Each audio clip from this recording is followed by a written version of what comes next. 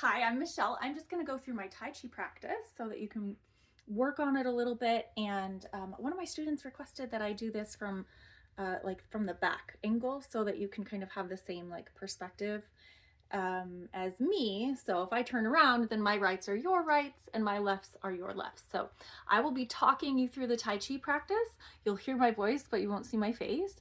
Hopefully this will help. I did another video of this yesterday, but I was wearing this giant frumpy sweater. So I put on clothes where you can kind of see my arms a little bit better, and hopefully this will be kind of helpful for you. I was going to say something else. I forget what it was. Okay, let's get started. All right, so we begin with hold the ball, where we have all of our weight on one leg, a slightly bent knee, and then we put left hand on top. It feels weird to be talking to the wall, but hopefully you can hear my voice. All right, so left hand goes on top of the ball and right hand comes underneath like this, and that's gonna go just in front of your body. This is hold the ball on the left, and then we'll move to the other side. Heel first and then toe as you move your foot over, and then tap your toes as you bring your other foot in. Now my right hand's on top of the ball, and I have a slightly bent knee where I'm holding all my weight. So we just switch back and forth, hold the ball, and hold the ball. One more adjustment that I want you to make, and this goes throughout the entire Tai Chi practice, is you want to rotate your pelvis so that your tailbone is tucked under. And kind of suck in your belly and just try to do hold the ball with that posture, kind of that tucked in, activated core. All right? Okay. So we're going to go to wild horse. Part the wild horse's mane. And to the left.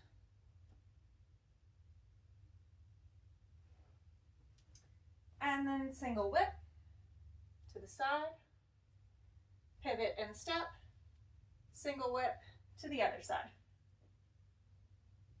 Pivot and step. Wave hands like clouds. 1, 2,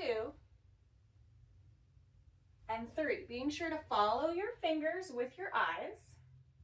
Pause and hold the ball on the right, and then we'll take it to the left. 1, 2, following those fingers with your eyes, and 3, hold the ball on the left.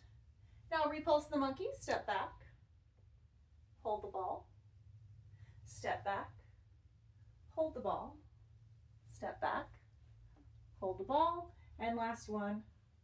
Can you still see me? Hi, this is fun. All right, so then we're going to do brush knees to the right. So right now I'm starting with hold the ball on the left, hold the ball on the left hand on top of the ball, brush knees, step right to the diagonal, brush off the crumbs off your lap, press the bathroom door open, and sit back, pivot, step onto your right foot. Good. Brush knees to the left, brush your knee, press your hand, sit back with those toes, pivot, step, hold the ball. Same footwork for fair lady. Right hand comes to the forehead and left hand comes up to the sky. Sit back, pivot and step onto your right foot, hold the ball. Left hand to the forehead, right hand blocks the sun. Sink back, pivot, and step. Left side, hold the ball. Our last series, let's go a little farther away from the wall. Our last series is grasp the peacock's tail. Grasp the peacock's tail. That's a mouthful. All right, so we'll step to the right, to the diagonal. Grab those feathers, sweep them back. Nice swooshing motion, forward and back and forward. Let your hands float as you rock back, pivot and step. Hold the ball. Left side, grab the peacock's tail, swoosh and press. Ride the wave in and out, hover, sit back, pivot, step, left, and both legs open.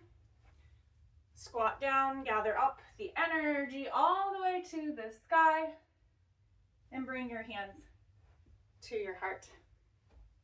So that was our moving for better balance, 8 forms of Tai Chi that we're practicing for our Tai Chi class. I did remember what I was going to tell you.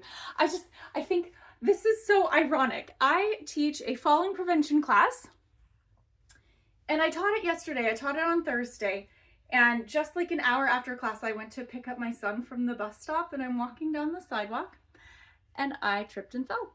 And I scraped up my hands and my knees and my toes. It was dramatic, and I just thought that was so ironic. It's just a reminder that we all need to strengthen our muscles, keep our balance, and walk carefully so that hopefully we don't get hurt when we fall. Now, I did get scraped. I bled a little bit, but I was able to jump right back up and move on with my day. And it's so important that we remember that it's totally normal to fall.